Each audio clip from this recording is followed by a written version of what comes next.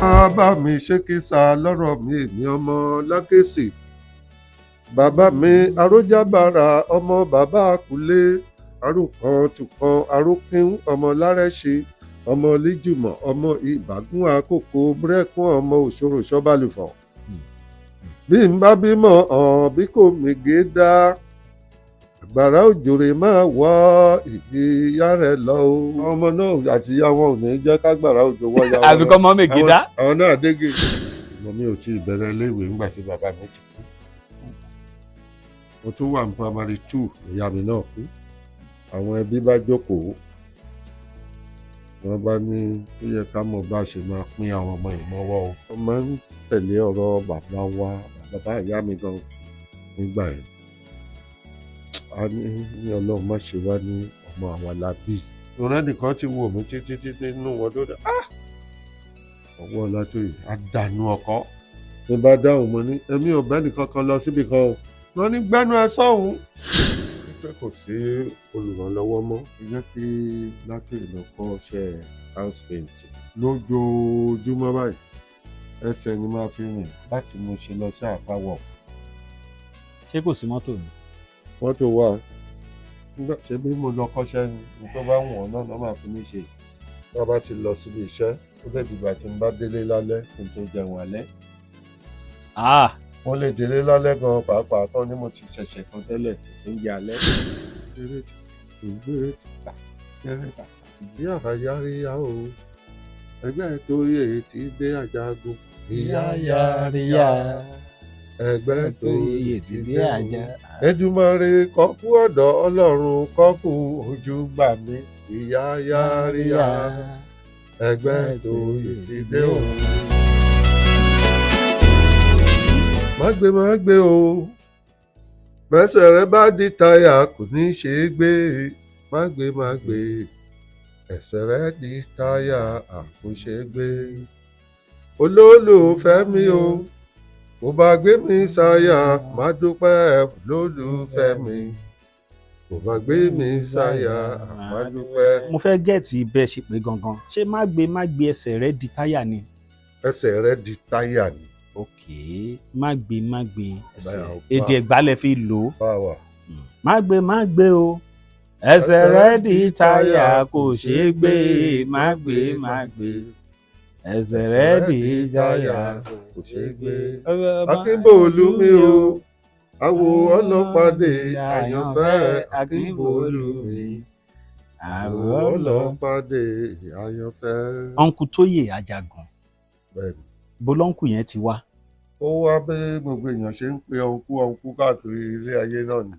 ṣùgbọ́n ó níbi tó ti wá torí okùn ò ní gùn títí kó má ní nìkan tó ti wá. bẹ́ẹ̀ni. nígbà tí mo fẹ́ ṣe rẹ́kọ̀dù mi àkọ́kọ́. ọdún wo nìyẹn sà? 1975. 1975. 75 ni rẹ́kọ̀dù mi àkọ́kọ́ jáde. nígbà yẹn lọ́hùn kó tó di pé mo ṣe rẹ́kọ̀dù Akula Prince Tóyè Àjàgùn òun ni mò ń jẹ́ torí ọ̀gá mi ni Ìdòwú Animashaun Akula King. Akula King. But nísìnyí reference ni wọ́n báyìí. mo ti ń jẹ́ Akula Prince yẹn láti 1973 ni mo ti dá báǹdì sílẹ̀. ṣùgbọ́n nígbà tí mo fẹ́ ṣe rẹ́kọ̀dù àkọ́kọ́ ní 1975 ọ̀gá mi gan pẹ̀lú ẹni tó pè mí pé kì í ṣe pé mi ò fẹ́ kó ọmọ kó tan mọ́ Àkólà o pé ṣùgbọ́n wọn ò fẹ́ kó lo Akula Prince gẹ́gẹ́ bí ìwọ gan ṣe sọ pé o fẹ́ dá dúró. mo ló dà kò burú èmi fúnra mi wá ládájókòó nínú ilé. mo wò ó pé irú ẹ̀gbọ́n mi ń sìn kọ̀mándà Ebenezer Obey Adékúnlé olóhùn general. General Prince Adékúnlé. P. Peter olóhùn emperor P. Peters. bẹ́ẹ̀ni so ní gbogbo wọn bó ṣe wà rí ẹni tó lóhùn oríṣiríṣi iṣẹ́ náà ń pera wọn.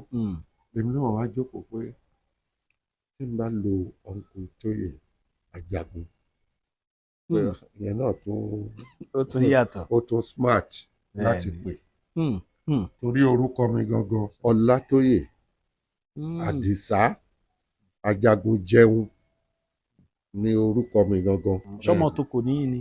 ọmọ kéèsì ni. kéèsìn. bàbá mi ṣé kí sá lọ́rọ̀ mi èmi ọmọ lákèsì. bàbá mi arójábàrà ọmọ bàbá àkùlé arúkan tùkan arókín ọmọ lárẹ́ṣe ọmọ líjùmọ̀ ọmọ ìbágún àkókò búrẹ́kún ọmọ òṣòro ṣọ́bàlùfọ̀. bí n bá bímọ bí kò mègé dá àgbàrá òjòrè máa wọ ìyá rẹ̀ lọ o.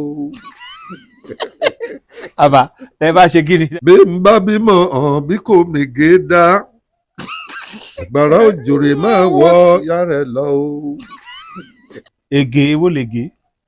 ègè ṣébi lábẹ́kúta ògbọ́n tí wọ́n máa ń dégè. dégè. èmi lọ́mọ ajógbẹ̀rú màmá ajógbẹ̀kọ́ ẹrú nísìn ní ẹ̀kọ́ kì í sèèyàn. ibùnmi ayé là á gbé onígbòhùn ewì nìyẹn. ègè lòun náà ń dà. ègè ní. ṣùgbọ́n àwọn èèyàn lè pè é ní ewì. ṣùgbọ́n ká tó bẹ̀rẹ̀ sí gbọ́n tó ń jẹ́ ewì. ègè ni Ẹ̀gbá máa ń dá wọn dégè. ègè bíyàwó mi bímọ bí kò lè dégè máa. ìwọ ló mọ bó ṣe fẹ́ yí tiẹ̀ sí. bá bímọ bí kò mègé dá àgbàrá òjòrè máa wọ ìyá rẹ̀ lọ. ọmọ náà àti ìyá wọn ò ní jẹ́ kágbàrá òjò wọ ìyá wọn. àfikọ́ mọ́ mègé dá. àwọn náà dégè. Uncle Tóyè Àjàgùn, bàbá báwo lẹ ṣe bẹ̀rẹ̀ iṣẹ́ orin gangan báyìí? ẹ sọ̀rọ̀ kan pé bàbá tẹ wà lẹ́yìn wọn Àpólà, so jùjú kọ́ lẹ́yìn kọ Àpólà ni.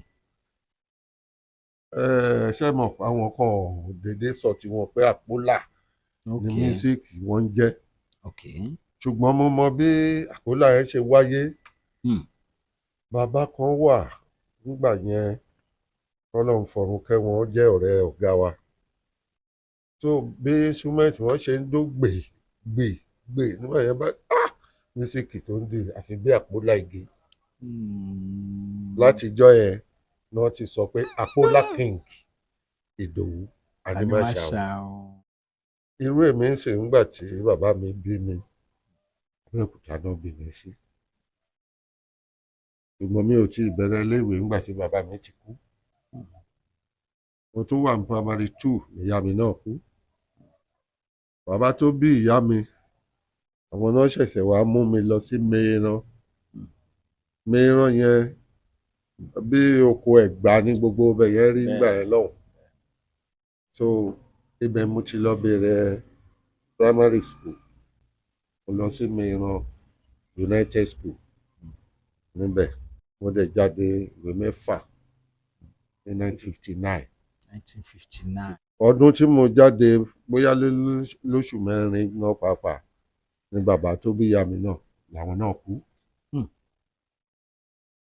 mo dẹ̀ ní àbúrò kan tàjọ ń gbé ọmọ ìyá tèmi náà ni Ọláoyè lòun jẹ́ Ọlọ́run bá mi foríjì ó ti kú tipẹ́. so nígbà tí bàbá kú àwọn ẹbí bá jókòó wọ́n bá ní ó yẹ ká mọ̀ bá a ṣe máa pín àwọn ọmọ yìí mọ́wọ́ o. ó lè mí dẹ̀ máa ń tẹ̀lé ọ̀rọ̀ bàbá ìyá mi gan nígbà yẹn.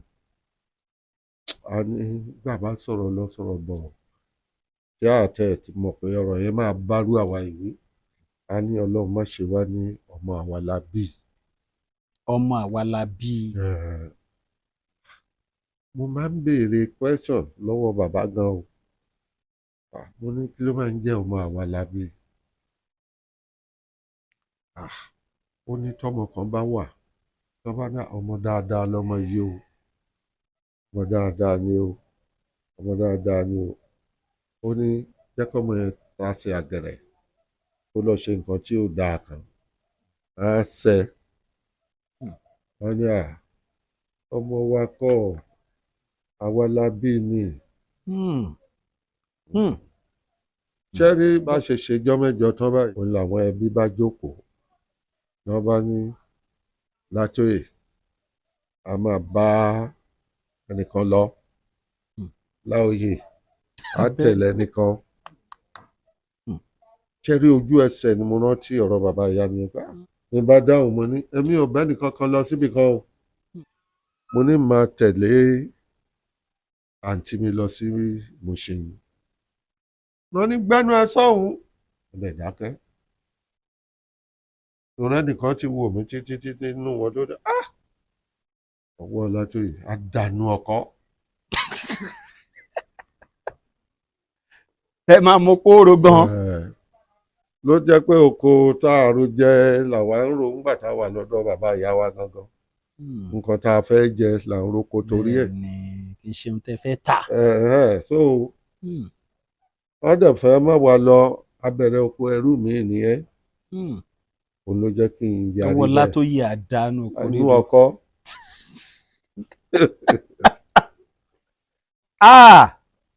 Kí bá fọ̀rọ̀ gùn alẹ́ ọjọ́ yẹn la kúrò lábúlé yẹn. A ti gbé ẹrù wa gbẹ̀yìn kò lè ṣe mọ̀ pé ibẹ̀ làwa ń gbé. A ti mọ ibi tó ti lè lọ já ọ̀nà bí kiri. So a ti jẹ́ kí everybody àjọ ń ṣeré ń ta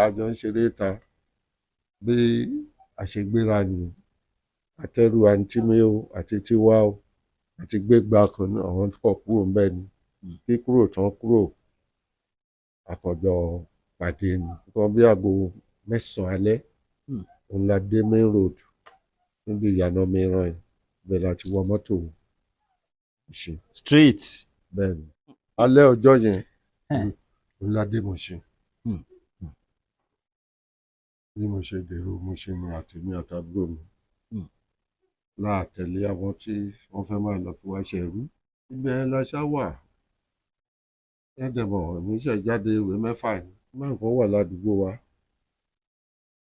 Ó ní medicine store. Báyẹn ló wá pe àǹtí mi pé Látóyè ọmọ yìí mọ̀wé o. Ẹ má jẹ́ kí ìwé ẹ̀ parun síbí báyìí. Wọ́n bá lọ rẹ́gísítà mi sí Asaudeen Secondary Commercial School ní Fálolú Road ní Surulere. Fẹ́ sọ fún yín pé táìmù kan ni mo lò ń bẹ̀. Kí ló dé dádì? Olùrànlọ́wọ́ mi sí. Lọ́dún yẹn. Irú àǹtí mi yẹn òun náà ṣẹ̀ṣẹ̀ délé ọkọ ni. So ọmọ kan náà lòun náà ṣe bí nígbà náà. Ọmọ yẹn jẹ́ ọmọ tó ṣe ń bẹ̀ sí rìn. Torí pé kò sí olùrànlọ́wọ́ mọ́ nígbà náà. Bàbá ní ìwọ ló kù tá a fẹ́ ṣe o. Bàbá ní ẹ̀jẹ̀ ìnàkọ́ṣẹ́. Mo dẹ̀ ní senior brother mi kan tó ń kọ́ṣẹ́ kápẹ́ńtà nígbà yẹn. Wọ́n wá béèrè pé iṣẹ́ wo lèmi náà fẹ́ kọ́ nígbà tí ó yé mi. Olèmi náà kọ́ kápẹ́ńtà. Wọ́n ní rárá. Wọ́n ní pé mi náà wáṣẹ́ mi kan. Mi mọ ìtàwí. Ọ̀nà bá ní ó jẹ́ kí Látóyè lọ kọ́ iṣẹ́ house painting. Báyẹn ní òun mọ èèyàn kan tó jẹ́ ìjọba Abẹ́òkúta náà ni tó wà báwọn mú mi lọ síbẹ̀. Wọ́n bá mú mi lọ sọ́dọ̀ ọ̀gá yẹn nígbà yẹn náà. Ọ̀gá wa yẹn jẹ́ Àtàndá. Ọ̀dọ̀ ẹ̀wà ni mò ń gbé. Láti Mùṣín tá à ń gbé yẹn lójoojúmọ́ báyìí ẹsẹ̀ ni máa fi rìn láti Mùṣín lọ sí Àpá Wharf. Ẹsẹ̀ ni máa fi rìn láti Mùṣín dé Àpápá Wharf. Ṣé kò sí mọ́tò ni? Mọ́tò wà bí mo lọ kọ́ṣẹ́ ni tó bá wọ̀n náà máa fi mí ṣe. Torí 6 gan-an ló máa fún mi lójúmọ́. Tá bá ti lọ síbi iṣẹ́ ó dẹ̀ dìgbà tí n bá délé lálẹ́ kí n tó jẹun alẹ́. Mo lè délé lálẹ́ gan-an pàápàá kan ní mo ti ṣẹ̀ṣẹ̀ kan tẹ́lẹ̀ kò tún jẹ alẹ́. Ẹ wá wo ìrìn Mùṣín sí Àpá Wharf. Èlò náà dẹ̀ wọ bọ́ọ̀sì láti Mùṣín tíìsì ni láti Mùṣín dé Àpá Wharf. Ṣùgbọ́n tí wọ́n bá gbé irú àwa ọmọ kéékèèké báyìí kí wọn kì í fẹ́ gbé wa torí kí ṣẹ́kà kó má bàa kà wá mọ́ èrò. Tí a bá wà nínú bọ́ọ̀sì yẹn táwọn ṣẹ́kà bá dé a gbọ́dọ̀ bẹ̀rẹ̀ ni kí wọ́n máa ka orí wa mọ́ àwọn èrò. Iṣẹ́ táwọn èèyàn ń fi bí oṣù 6 kọ́ nísìn mo fẹ́ lọ́dún 3 tán lọ́dọ̀ ọ̀gá mi wọ́n tún ṣe freedom fún mi wọ́n á ṣe freedom fún mi lọ́gà gan mọ̀ pé mo mọ iṣẹ́ yẹn torí bó bá wò mí títí báyìí ó lè ní ọmọ ìwà fi iṣẹ́ ìṣe oore ṣùgbọ́n nígbà míì náà tó bá tún wá wò títí nígbà míì lábánà ó sì mọṣẹ́ tó máa ṣe jẹun àforin orin ló máa kọ èmi kàn dẹ̀ fẹ́ràn orin ni torí bí rẹ́kọ̀dù kan bá jáde nígbà yẹn tó bá dijọ́ kejì máa tún. bí àwọn rẹ́kọ̀dù ló jáde ńgbà yẹn. Roy Chicago Adéolú Akínsànyà. Adéolú Akínsànyà. Àyìndé Bákàrè. Victor Láyà. Emperor Délé Òjó. àwọn bẹ́ẹ̀ nígbà náà àwọn tó ń réènì nígbà yẹn ni orin ṣáà ni màá máa kọ nígbà tí. àwọn òbí ń kọ́ ńgbà yẹn. àwọn sì wà lọ́dọ̀ àwọn ọ̀gá wọn ńgbà yẹn tèmi àti Sànní ti mọ́ra ìgbà tó ti wà lọ́dọ̀ bàbá Sàlá ni ẹ mọ̀ pé orin bàbá Sàlá kọ́kọ́ kọ ó tó change sí tíátà. so gbogbo èyí tí mò ń wí bíi 1960, 61 nǹkan kan thereabout nígbà tó wá di bóyá 1962 yẹn gan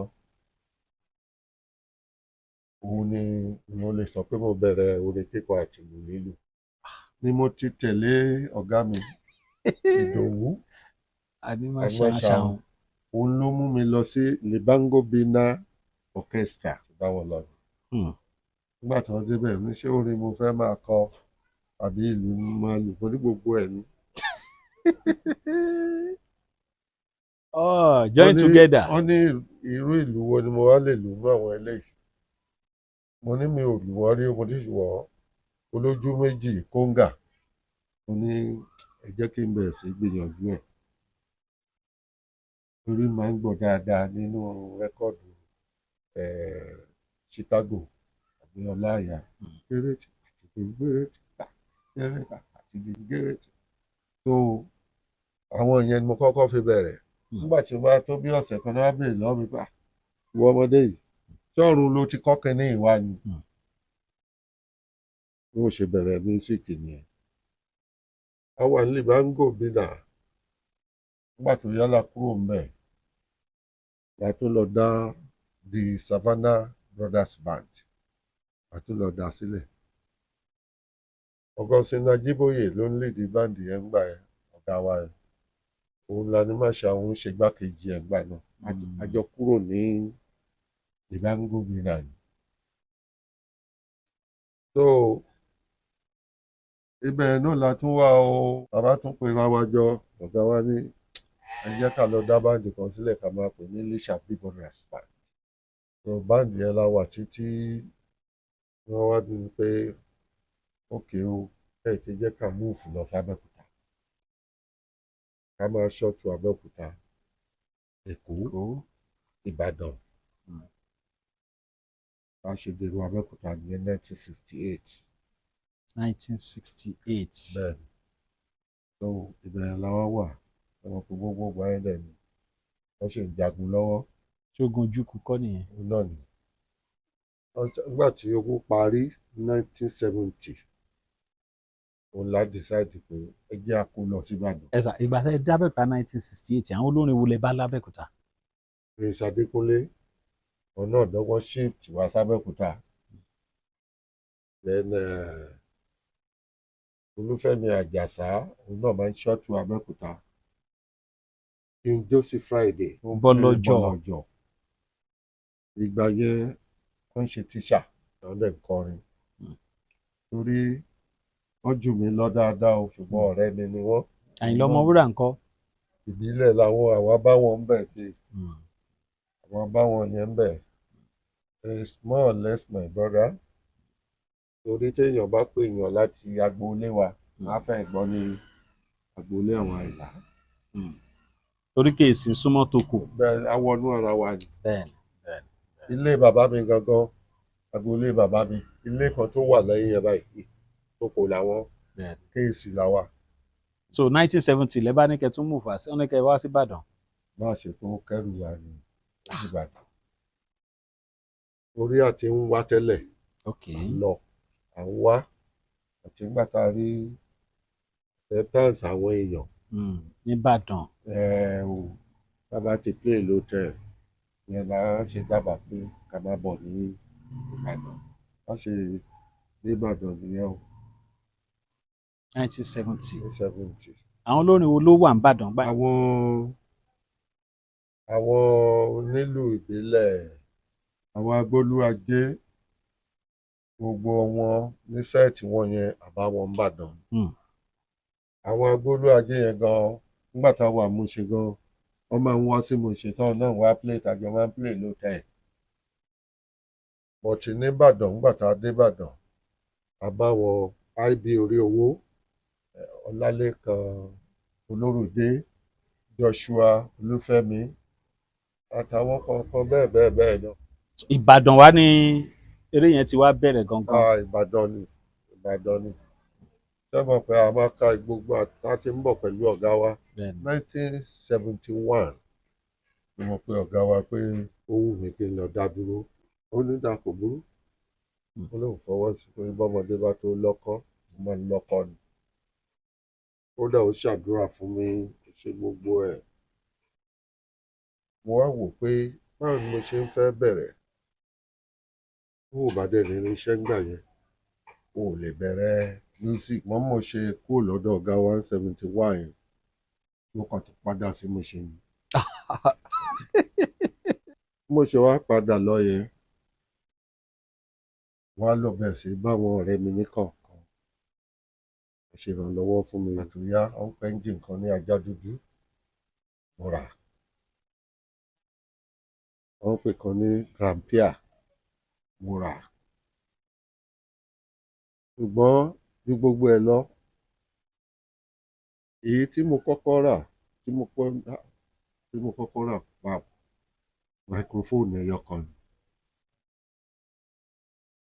Òbí nìkan ló ń lòrú microphone yẹn gbà náà. Ebenezer Òbí nìkan. bẹ́ẹ̀ fọ́ọ̀kọ́ náà báyìí ni ẹ bá ti rí rẹ́kọ́ọ̀dù wọn ti rí nínú ọdún tó ń bẹ láyé tí kérésì ló yàtọ̀ tó jọdún alárinrin. bá mú microphone yẹn bá mú wá sí Ìbàdàn bá lọ bá ọ̀gá mi mo ní irú microphone tí Ebenezer Òbí ń lò yìí kẹ́ tó ra tì í ẹ sì gba ilé ìná kẹ́ máa lò wọ́n wò mí títí wọ́n gbà lọ́wọ́ mi lọ padà sẹ́kù. 71 72 bọ́ọ̀ bá di bí December 73 yẹn padà sí Ìbàdàn. bá wa bẹ̀rẹ̀ practice ṣáàdì ọ̀gá pápá ìjọ wo lẹ fẹ́ bẹ̀rẹ̀ sí bọ́ọ̀tà gan. mo ní ẹ̀tàtẹ̀ ìjìṣẹ́ ká mọ owó ara wa ní 73 ni mo bẹ̀rẹ̀ báǹdì gangan. eré tí màá kọ́kọ́ ṣe láyé kì í ṣeré hòtẹ́ẹ̀lì. kì í ṣe bá ń ṣe jọ́ǹpù lóòtẹ́ẹ̀lì. eré ìta ni mo kọ́kọ́ ṣe. ṣé ń bàdàn yín náà. wọ́n ń ṣòkò ní Ọ̀ṣun state ni mo ti lọ ṣe ọ̀gá wa náà fèrè yẹn lọ wọ́n wá sọ pé àwọn ò ní lè ráyè mọ́ ṣùgbọ́n kí n mọ o sójà ni mo ń lọ play fún o wọ́n ní kí n ti mọ̀ pé tẹ́ bá ti lọ fọ́ǹbù lọ́hùn yadrum lẹ lọ. eré àkọ́kọ́ tí màá kọ́kọ́ ṣe láyé mi. sójà lọ ní ẹ lọ ṣeré fún. kọ́nẹ́ Ọláníhun nígbà náà ní Ìré ní Ọ̀ṣun state. nígbà tá a débẹ̀ àti sẹ́ẹ̀tì kalẹ̀ mọ́tò sójà ló wá kó wa lọ ọ̀nà ló máa kó wa bọ̀ ó ti ro gbogbo ẹ̀ pé tá a bá ti fọ́ǹbù àlọ́lárí àràbọ̀ o so nígbà tá a sẹ́ẹ̀tì orí ṣe ń fọ́ mi bẹ́ẹ̀ ni ló ń run mí ní gbogbo ẹ̀ tó tútù mú mi. eré àkọ́kọ́. bẹ́ẹ̀ ni tí ò tún ń ṣèyàn lásán tó jẹ́ ológun. máa fi ìgbà kan rò ó lọ pé ṣé kìí ṣe pọ̀ gà fẹ́ ṣe kà fún mi.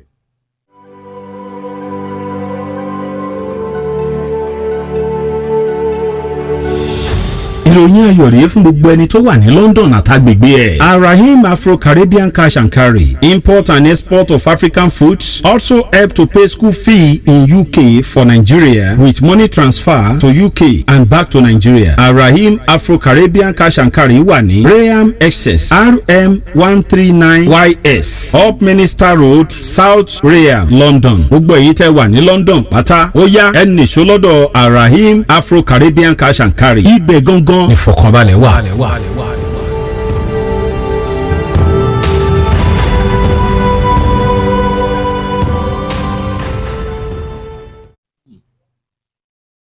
wá ṣe bẹ̀rẹ̀ báyìí àfi bẹ́ẹ̀ ni pé èèyàn sí èèyàn lẹ̀ látẹ̀wọ̀n pé ó yá go. lápẹ̀ a ti kọrin bí wákàtí kan àbọ̀ láì dúró rárá. àwọn tó wà ní patí ṣẹ̀ṣẹ̀ ń sẹ́ẹ̀tì ṣe gbogbo ẹ̀ ni. ṣùgbọ́n mo ṣe rí tí kọ́nà yẹn ń bọ̀ wájú mi ọkọ̀ tó tọ́ bà kò ní tó mówó jáde tó bá náwó fún wa.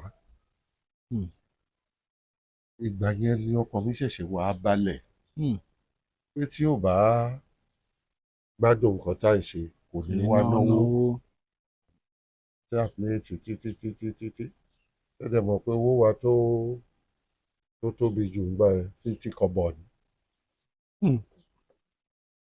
50 kọ́bọ̀ ni. 1973. bẹ́ẹ̀ni a play títí láago 6 ọ́fọ́ọ̀sì wa lóru láti dúró pé ká jẹun. wọ́n kọ́ tí fún wa wọ́n kó gbogbo ẹ̀ fún wa àsálùlù. at the end of the day apá 110 naira. 110 naira lápá ní 1973. bẹ́ẹ̀ni wọ́n á lọ kówó fún ọ̀gá wa pé ọ̀tá àparí. wọ́n ní àwọn ọ̀gbà owó tí àpá ọ̀ wọ́n ní ṣùgbọ́n kí n jẹ́ káwọn yọ owó àdúrà nú ẹ̀ pé ọlọ́run ajé a máa rí ṣe. wọ́n bá yọ 10 naira orí ẹ̀ bá ṣe bẹ̀rẹ̀ ni o. ọ̀sẹ̀ tó tẹ̀lé la lọ book àwọn hòtẹ́ẹ̀lì màá náà lọ play. a lè play ní Monday a play ní Wednesday a play ní Thursday. àwọn èèyàn ń jáde fún fàájì gan gbà yẹn. wọ́n ń jáde. wọ́n fẹ́ lọ jó ọ̀nkú tó yè. eléré pọ̀ tó ń ṣeré lótẹ̀ ṣùgbọ́n ìkan súnmọ́ tòsí ilé wa à ń pè bẹ́ẹ̀ ní Metro Hotel ní ìyànà Ṣọ́sàmì. wọ́n á wábi tí màá ti ṣe rẹ́kọ̀dù mo ṣe ń lọ síbí ní dáhùn a lọ sọ́hùn wọn ò ní dáhùn torí pé mi ń jẹ́ Uncle Tóyè Ajagun and his Olúmọ sound makers. mo bá lọ sí ọ̀dọ̀ Olúmọ records òun dẹ̀ ń jẹ́ Olúmọ records èmi náà ń jẹ́ Olúmọ sound makers. nǹkan tí mo bá lẹ́nu wọn put me off. wọ́n ní kí n máa lọ wá ẹni tó máa help mi fún irinṣẹ́. tí n bá rí ẹni tó máa help mi fún irinṣẹ́ àwọn help mi láti record. ìṣàkó bẹ́ẹ̀ ìyẹn ló tún wá gbé mi lọ torí mi ò kọ́kọ́ fẹ́ lọ sí TYC torí bẹ́ẹ̀ lọ́gá mi wà bẹ́ẹ̀ni Sànní wà. mo bá wá Abíọ́rò lọ má lọ sọ fún wọn. Abíọ́rò dẹ̀ mọ quality mi lọ́dọ̀ ìjọ Anúmọ̀ṣàwọn. wọ́n bá ní àwọn afúnmi date kí n wá fún audition lẹ́kọ̀ọ́. ṣàbíòrò kan náà tó gbé Sànní jáde ńgbà yẹn. bẹ́ẹ̀ni tó onímọ̀ wá fún audition lọ́fẹ̀ẹ́ ìjọ tó ń dá fún wa ọba ayé àdáńfó àkórinṣẹ́ ọdọ̀ ní Sùúrùlérè nínú ilé wọn gbà. wọ́n bá níbi tí a máa ṣẹ́ẹ̀tì sí kábẹ́ẹ̀sì play bàbá bẹ̀rẹ̀ sí play títí nígbà tó ló bí 1 hour láàrin kí Abiru kó yọjú sí wa. Mo bá ní ẹwà ẹjẹ́ stop oríṣiríṣi làwọn boys mi ti ń sọ akọ̀jókòó sí àgọ́ náà tẹ́ ìyọjú wọn kékeré kankan. Àṣé wíńdò kan tó nẹ́ẹ̀sì tó yọjú sí ibi tí a ti ń ṣe audition yẹn, àṣé bàbá yẹn wà nínú yàrá ẹ̀ ojú wíńdò ẹ̀ ló jókòó sí ó dẹ̀ ń record. Ìgbà tí wọ́n wá rí tá stop wọ́n wá bọ́ síta wọ́n wá ní kí ló dé tẹ́ stop. Nígbà tá a rí èèyàn kọ́kọ́ kó yọjú sí complain lọ ṣá wọ́n lẹ́wọ̀n wà ríǹjì bẹ́ẹ̀ ṣe máa lọ stúdíò ni wọ́n ní èmi lè máa ṣe record.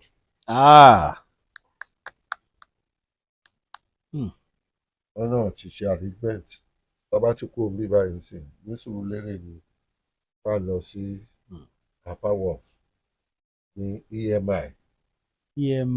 Bẹ́ẹ̀ni káwá lọ record. Inú àwọn boys mi ti dùn pé lẹ́ni náà òun ti yá. Ẹja lọ. Nígbà tá a débẹ̀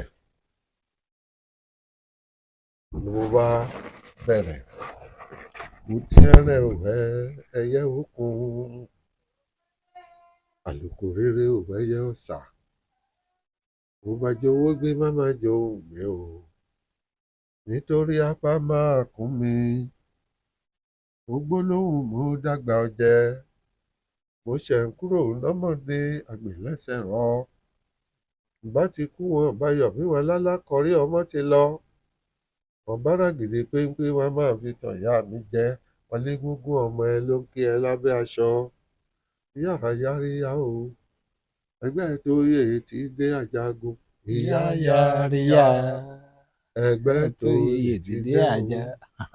Èdùmàrè kọ́kú ọ̀dọ̀ Ọlọ́run kọ́kú ojú gbà mí ìyá àyáríyá ẹgbẹ́ tó yè ti dé òun. Ṣé mọ̀ pé ohun Ẹ̀gbá ni mo fi bẹ̀rẹ̀? Ohun Ẹ̀gbá gangan ni. Bàbá yẹn gan ó pàtíkúlà lé orin pé orin kẹ́ fi bẹ̀rẹ̀ o. Mo lóun náà la fẹ́ fi bẹ̀rẹ̀ ṣe orin that's good ẹ máa lọ. Mo fẹ́ sọ fún yín a rò pé wọ́n sì ń ṣe testing fún wa ni àṣé wọ́n ti ń rìkọ́ọ̀dù wa. Ọ̀rọ̀ ẹ wá fẹ́ dàbí èyí tá a jókòó nínú ilé tá a rẹ̀ ní yọjú sí wa. Mo wá ní kí ni gbogbo eléyìí ọdún mélòó la fẹ́ fi ṣe testing. Ṣẹ́rí nígbà tí mo stop báyìí wáá ló ní yéé. Ṣé mọ̀ pé analog náà ń lò ń báyìí. Ṣùgbọ́n nígbà tó wá wo aago tó rí pa ìṣẹ́jú 15 ni wọ́n ní ẹjẹ́ àfilẹ̀ bẹ́ẹ̀. Wọ́n ní a ti ń rìkọ́ọ̀dù yín lọ. Ṣé ẹ pé ká ní pé wọ́n sọ fún wa jù bẹ́ẹ̀ lọ ni pé àwọn ti ń rìkọ́ọ̀dù ó ṣe é ṣe kí a tó fi díẹ̀ kún tó máa fi wọ bí 18 minutes. Wọ́n ní ẹjẹ́ àfilẹ̀ bẹ́ẹ̀. Ṣé nígbà tí mi gan gbọ̀n wò. Ṣé mi mo ṣiṣẹ́ yìí? Alẹ́ ọjọ́ yẹn náà la padà sí Ìbàdàn. Nígbà tá a dé Ìbàdàn gbò máa tó bí ọ̀sẹ̀ mẹ́ta wọ́n bá pè mí pé kí n wá lẹ́kọ̀ọ́ wọ́n bá fún mi ní pé sample rẹ̀ record LP wọ́n bá gbé fún mi náà bá gbé rẹ́kọ̀dù jáde oṣù kìíní oṣù kejì kí ló ń ṣẹlẹ̀ olórin kan ní wọ́n fẹ́ pé ó jáde wọ́n ti ro àwa pin pé rẹ́kọ̀dù wa ò lè tà pé bí wọ́n bá ti gbé tìbí yẹn jáde ẹni tó bá ti fẹ́ ra tìbí yẹn 10 àwọn oníkóra tiwa 5 àwọn kan tó kúrò lọ́dọ̀ Sunny Adé ńgbà yẹn mi fẹ́ dárúkọ. Nígbà tí wọ́n á lọ yarí fún wọn pé kí ni gbogbo eléyìí ẹ gbé kínní ìwáka agreement tẹ bá wa ṣe nǹkan kan ẹ jẹ́ ká fà yá a lọ bòmí ọ̀sẹ̀ yẹn ní rẹ́kọ̀dù ọ̀gbẹ́ni yẹn àti àwa wọ́n gbé jáde rẹ́kọ̀dù Tóyìn Ajagun bá bẹ̀rẹ̀ sí ta lọ bí ilẹ̀ bí ẹni. Tèmi yẹn gan-an á tún fi ń ta ti àwọn aráàbí yẹn. Pé tẹ́ bá ti ra eléyìí 6 o ẹ gbọ́dọ̀ ra eléyìí 2. Àkọ́kọ́ ṣe rẹ́kọ̀dù. Bẹ́ẹ̀ni ìgbà yẹn dẹ̀ ní WNTV WNBS ló wà nìbàdàn. Tó bá ti play rẹ́kọ̀dù kan bì wọ́n á máa gbọ́ l'Ákúrẹ́, wọ́n á máa gbọ́ l'Ékòó, wọ́n á máa gbọ́ nìbàdàn. Bọ́ ọ̀ wá níṣe láàrin ọ̀sẹ̀ kan kọ́ má play rẹ́kọ̀dù mi lẹ́ẹ̀mẹ́ta ẹ̀mẹ́rin. Táwọn èèyàn bá ti wá ń kọjá níwájú ilé mi náà máa ní ilé bàbá yẹn rèé o Tóyìn Ajagun, ilé ẹ̀ rèé o Tóyìn Ajagun. Inú èmi náà ló Ọ̀sọ́sàmì kọ́ lẹ̀ ń gbé gbà yẹn. 506 Ọ̀ṣọ́sàmì road. Ilé májẹ̀kọ́dọ̀ mi King of Boys. So mo fẹ́ sọ fún yín pé láti ọjọ́ tí ìyá Yáríyá yẹn ti jáde báyìí lọ́lọ́run ti bọ́ aṣọ òṣì kúrò lára mi. Kábíyèsí Ọlọ́run. Lẹ́yìn yẹn wọ́n tó pè wá àṣẹ rẹ́kọ̀dù kejì. Olówó ni mi o kò sẹ́dá tó lè mọ̀ o, bọ́lọ́lá ni mi o kò sẹ́dá tó lè mọ̀ o, onílé koro o ṣùgbọ́n ọlá dára o, olówó ni mi o kò sẹ́dá tó lè mọ̀ o. Rẹ́kọ̀dù mi ẹlẹ́ẹ̀kejì ni ìyẹn náà tún rú ilẹ̀ lọ. Ṣé mọ̀ pé mo ti ń di kọ́sítọ́mà àwọn kan. Ìgbà ló tún máa rìlíìsì lọ́wọ́ máa béèrè. Bẹ́ẹ̀ni. So kí n má fọ̀rọ̀ gùn ṣá. Àfáṣe rẹ́kọ̀dù kejì. Àwa náà ti wá múra síṣẹ́ rẹpẹtẹ ńgbà náà tí a ti bẹ̀rẹ̀ sí dédé gbà. Èlò lọ́dẹ̀ ń gbà náà. Bíi 250 naira.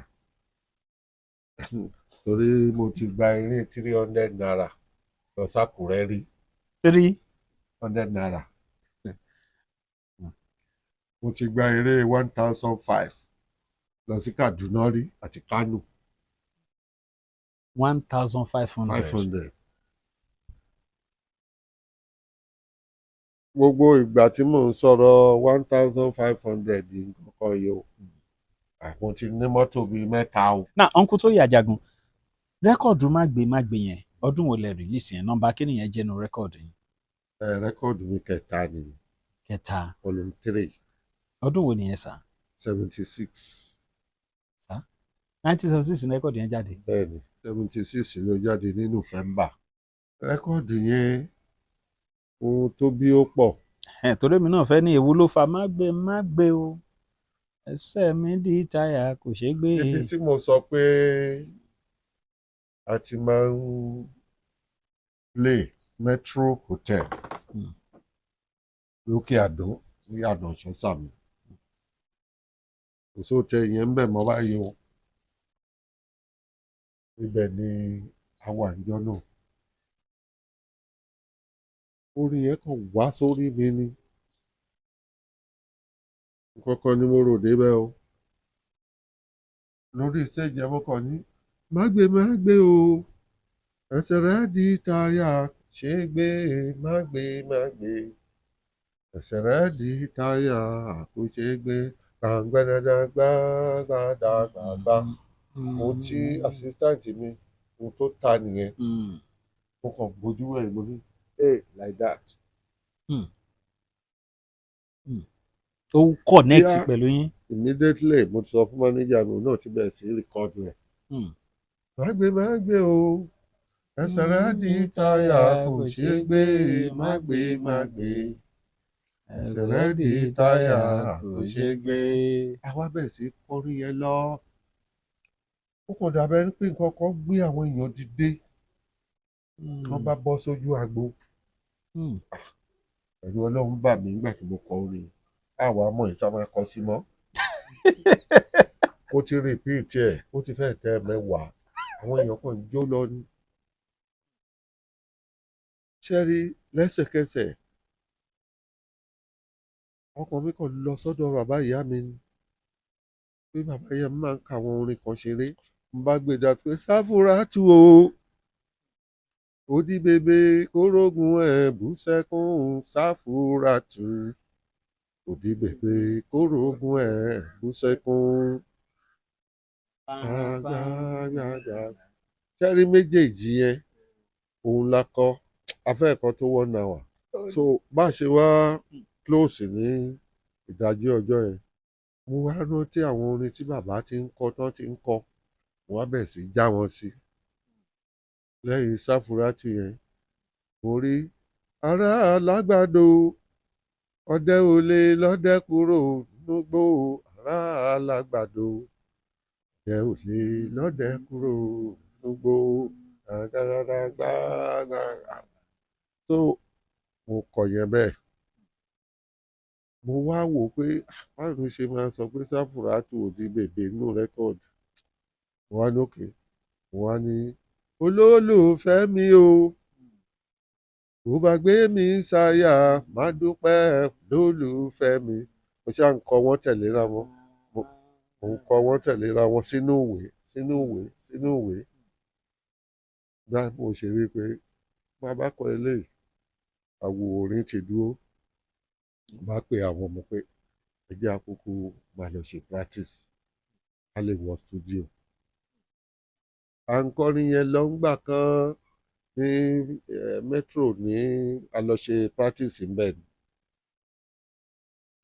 àti ń park ẹrù pé ẹ jẹ́ máa lọ ilé ń bá ní ẹwà mo rántí nǹkan kan ọjọ́ yẹn mo gbọ́ tààrin orí mi lọ́dọ̀ àwọn bọ́ìsì mi jọ náà bàbá padà sí ibẹ̀ àtúnṣẹ́ẹ̀tì padà wọ́n tó ń rékọ́ọ̀dù nígbà tí mo wá ní àló wá nílé ọmọ gbajúmọ̀ mi Ọlásopọ̀ bàbá Ṣínà àyànfẹ́ Olúrẹ̀mí o ọlọ́lá lẹ́bẹ̀rẹ̀ ṣàòbé ẹ̀wẹ̀ èèyàn mi o ọmọ fábí gbà yìí ó tún ṣẹ̀rìnrè àwo Arizona àwo Sunday ṣòǹdé ọlọ́lá mọ̀báròdé àwo àdéjì ní ẹ̀kọ́ olúwọlé bí ẹ bá gbọ́ nílé pé wọ́n náà wá lóde ẹ̀yin àgbààgbà ẹ fọkàn balẹ̀ ibi tí wọ́n bá náà wá o ilẹ̀ àlàánú àròjọ wọ́n rìkọ́dù ẹ̀mọ́ pé ní táàtì rìkọ́dù àwọn bọ́ọ̀sì ni wọ́n ṣe ìhun tẹ́ pé àwa ṣe ẹ̀rú obìnrin lẹ́ẹ̀kọ́ èyí sàn ní ẹ̀kọ́ ẹ̀rápòlá gangan ẹ̀kọ́ ewu gbogbo eléyìí tẹ́ ń kọ ìṣe ṣáwọn èèyàn understand ẹ̀ ẹ̀mí sáà kẹ́ mọ̀ bí mo ṣe sọ fún bàbá nìyẹn pé àti lórin mi o bàbá ò ní ká máa wá ṣe audition mọ́ studio straight ni ọláì á lo 2 hours náà fi parí rẹ́kọ̀dù mágbémágbé ìwọ̀n gbà táwọn bọ́ìsì mi gbọ́ rẹ́kọ̀dù yìí bá jáde ó mì gbòòrò ó sì ń mìdí ní bàbá wọ́n ṣe ń pè wá north wọ́n ń pè wá ní Calabar wọ́n ń pè wá lẹ́nugbó wọ́n ń pè wá ní erébẹ̀sì wá àwa náà bá fowó kún owó tó ń fi ń pè wá lábẹ́ sí gba ní 600 700 naira gbogbo ìyá ọlọ́run ṣe mo ra mọ́tò kìíní mo ra kejì mo ra kẹta my first car mo rà ní 400 naira àlòkù ní o ṣùgbọ́n wà láti Èkó dé Ìbàdàn B2 mi ò lójú bí ọdún kan lọ Ọlọ́run fi pèsè B2 tuntun tí mo rà ní 2,500 B2 méjì ni mo rà papọ̀ lẹ́ẹ̀kan náà mo gbé kan fún mánéjà mi. èèwọ̀ náà máa lo eléyìí. torí mo ti kọ́ ra machine fún ra Honda fún. ṣé ìgbà padà bí Àyìnlá ṣá.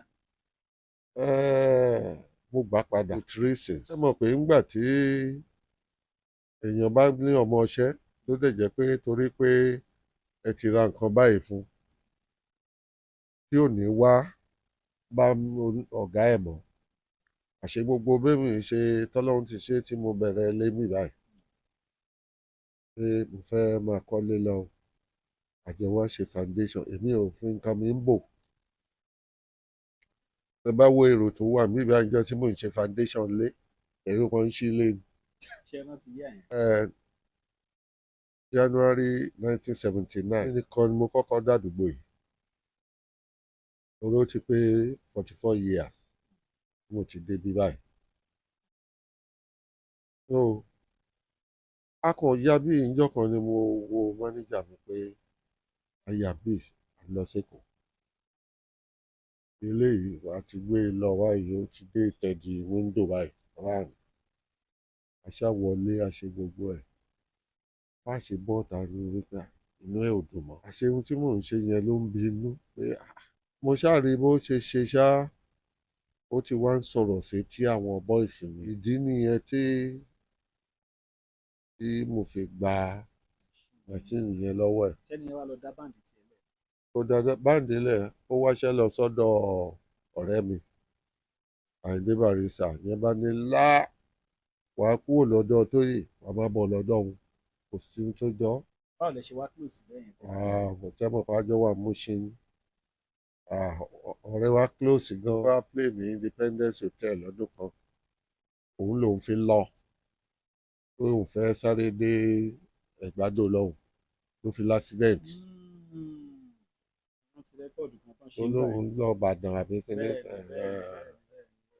kẹ́rì pé ó kọrin fẹ́mi náà 1970 kíní kan nígbà tó kí ẹ mọ̀ pé sójà ní sòmbí inú rẹ́kọ́ọ̀dù yẹn ló ti ọ̀nkù Tóyè Ajagun jẹun àfijó ní fàájì bíṣàbíṣà nílé ìlẹ̀gbà lákè Olúyọ̀lé ló ń pawó ẹ̀yẹ wálé àwo Démọ́lá màníjà mi àwo Olúkáyọ̀dé àwo Bàjọ́ ọlọ́lá o handsome Àdìsá. ṣé ẹ̀yin àtàbírò ní ṣiṣẹ́ mọ́ bá bíi àti sàn ni. ó kọjá iṣu wọ́n ṣẹlẹ̀ o.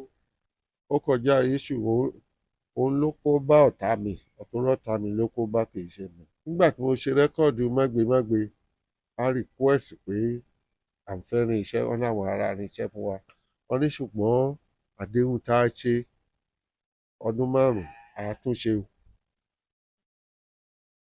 àwọn náà kúkú mọ̀ àtúnkọ ọmọwé ọdún 10 agreement nígbà wá jà síjà dé a lè lọ ṣe rẹ́kọ́ọ̀dù mi kankan mọ́ tá a bá dé lébẹ́lẹ̀ ọ̀nà kan tá a bá lọ bá pé báyìí báyìí tí wọ́n bá mọ̀ pọ̀dọ̀ agbérò láti kó àkósáyè. so bẹ́ẹ̀ náà ni gbogbo wa ti àwa jókòó a lè ṣe rẹ́kọ́ọ̀dù for some years mo ti ṣe rẹ́kọ́ọ̀dù tó 13 lọ́dọ̀ ìgbà náà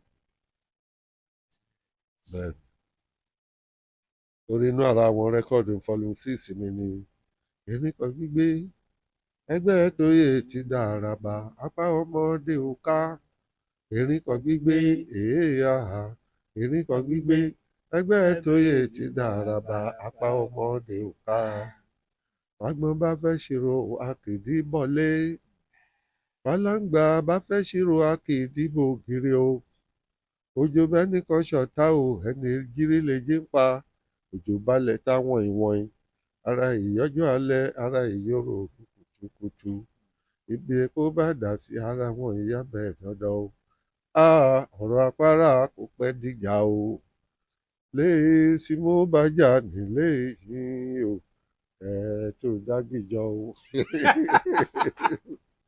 ta ni mo bá jà nílé yín. tá a fi wá ń dágìjọ.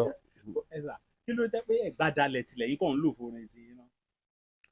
nígbà tí mo ti ṣe rẹ́kọ̀dù mi àkọ́kọ́ tí ẹrẹ ò ẹyẹ ò pọn tí mo ti wá wò pé kí ló kúkú ṣe tí mi ò kúkú máa forin Ẹ̀gbá kọrin kán lè dá ibi náà mọ̀ àlá Ọlọ́run dẹ̀ gbà fún mi. kábíyèsí kan tó wà ní Ọ̀ṣun state ọba ìlú Asá àwọn náà fi mí joyè wọ́n dẹ̀ ti sọ pé nígbà táwọn wà skul làwọn ti ń tẹ̀lé mísíkì mi bọ̀. ilẹ̀ kí oyè yẹn ni. bẹ́ẹ̀ ni. oyè wo náà fún yín sà. wọ́n fún mi ní high chief ààrẹ amúlòdò of Asa Kingdom. Uncle Toye Ajagun àwọn obìnrin àti gbére èdè yàtọ̀ sí Nàìjíríà. mo lọ sí London, mo lọ sí Amẹ́ríkà níbi 78 then 83 mo tún lọ sí London bí ẹ̀ẹ̀mejì. ẹ gbére yẹn lọ. bẹ́ẹ̀ni. náà good. ṣe rí ní Amẹ́ríkà bí mo yẹn sọ̀rọ̀ yìí ọba kábíyèsí ọba aláké tìlú Ẹ̀gbá wọ́n lọ sílùú òyìnbó tán bá tiẹ̀ ṣì wà ń bẹ̀ báyìí wọ́n máa ń ṣe ọdún lísàbí bẹ̀ gbogbo. mo fẹ́ sọ fún gbogbo àwọn ọmọ Ẹ̀gbá káàkiri àgbáyé lára àwọn bàbá tí wọ́n gbé iṣẹ́ orin débi tó dáre tán tún ń lo èdè wa. ẹ̀yin tẹ́ ẹjọ́ ọmọ Ẹ̀gbá tẹ́ wà nílùú òyìnbó bàbá sì ń ṣeré bọ́sà orin tí ń sórí ìjókòó náà lẹ ti máa ń ṣe. mo ṣe ń dúró kọrin ni Ọlọ́run fún mi láǹfààní. a ní gbà yẹn sẹ. ìjókòó kọ́ o ṣé rí nígbà tá a kọ́kọ́ bẹ̀rẹ̀ ìjókòó ni ṣùgbọ́n everybody ti dìde dúró kò sí ìjókòó mọ́. Uncle Toye Ajagun ìgbà wo ni ká máa ń retí rẹ́kọ̀dù ní ìbáyìí. mo ṣe kan bíi 2 years ago. òun ṣe wà tó sì ń jà ràn yẹn. ẹ kọ díẹ̀ fún wa ń bẹ̀ kí ni táìtù rẹ̀. reminder nígbà tó èèyàn bá ti wò pé ó ti pẹ́ o tóun ti gbọ́ lágbájá ẹni tó bá tún gbọ́ ń sìn èwo ni reminder Uncle Toye Ajagun ni mo palẹ̀ ojúgbórógún mo ṣọ̀ṣẹ̀ o mo ṣọ̀ṣẹ̀ ojú rẹ̀ ń ro ojú ṣàánú ojú má dá mi lóró fọmọ mi fún mi o èrè gbò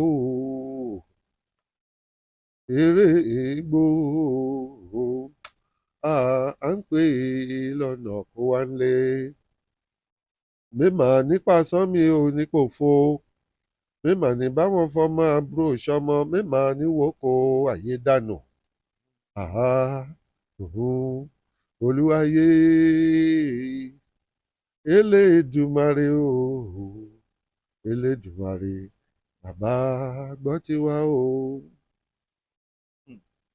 èèyàn tíráàkì kan nìyẹn bá lọ bẹ́ẹ̀ tíráàkì kan náà ni àtijẹ́ àtimú àtijẹ́ àtimú àtijẹ́ àtimú mi ò má jẹ́ ó ṣòro lọ́dọ̀ rẹ bàbá àtijẹ́ àtimú àtijẹ́ àtimú mi ò má jẹ́ ó ṣòro lọ́dọ̀ rẹ bàbá Èdùmàrè tó ń ṣàkóso ilé ayé ọba òkè tó ń ṣàkóso ìgbésí ayé mi o jọ̀wọ́ dá mi lóhùn èmi máa pòfo àtijẹ́ àtimú àtijẹ́ àtimú mi ò má jẹ́ ó ṣòro lọ́dọ̀ rẹ bàbá. ó dáa bàbá fẹ́ sọ ẹ̀rọ ìbánisọ̀rọ̀ báyìí gbogbo ẹ̀yin olólùfẹ́ Uncle Toye Ajagun ẹ ti rí wọn tipẹ́tipẹ́ tàbẹ́yìn tẹ fẹ́ fún wọn ní òde eré gidi ẹ̀yin tí ẹ̀ ń wò mí nílùú òyìnbó náà lára àwọn bàbá wa rèé tá a lè promote pé káwọn náà tún wá síbẹ̀ kán wá ṣeré fún wa. Uncle máa sọ ẹ̀rọ ìbánisọ̀rọ̀ wọn báyìí.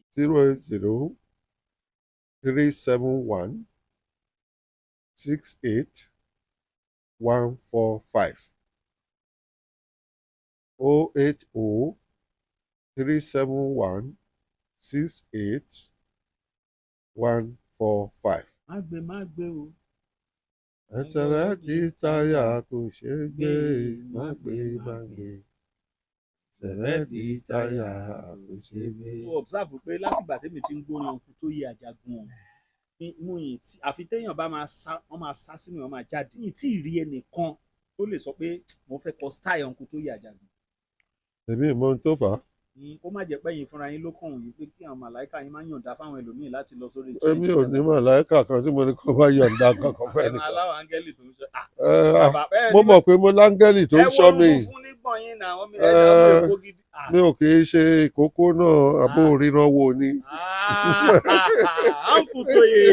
Aula bitter tea ẹkùn akíkanjú tí ń wọ̀yá ìjà pẹ̀lú àwọn àìsàn bíi kíndìnrín èyí tó ní stone nínú kidney stone yóò mẹ́ẹ̀tì rẹ̀ tẹ́ẹ̀sì yámọ́ ìgbẹ́ dànù òun kan náà sì tún ní o ló ń ṣiṣẹ́ fún liver àìsàn jẹ̀dọ̀jẹ̀dọ̀ a tún máa ṣiṣẹ́ fún heart èyí ìṣòro àìlèmí sókè sódò dáadáa tó tún ṣiṣẹ́ fún ìfúnpá gíga high blood pressure bákan náà gbogbo ẹ̀yin tẹ́ bá ní ìṣòro ìsétọ̀ tá a mọ̀ sí prostate cancer gbogbo àwọn àìsàn tá a là kalẹ̀ yìí pátápátá ni yóò wo gbogbo ẹ̀sán gbogbo ẹ̀yin tẹ́ wà ní Manchester láti rí egbògi Aula bitter tea rà ẹ kàn sí wọn ní nọ́mbà 45 Middleton Garden Manchester M24 1AB tàbí kẹ́ ẹ pè sórí àwọn nọ́mbà tó wà lójú ìwòran yìí àti Nigerians nọ́mbà yìí pẹ̀lú egbògi Aula bitter tea ewé àtegbò pọ́nbélé wọ́n fi ṣe àgbékalẹ̀ rẹ̀ pẹ̀lúra lónìí kò jẹ́rìí sí ìmọ̀ ìjìnlẹ̀ tiwantiwa.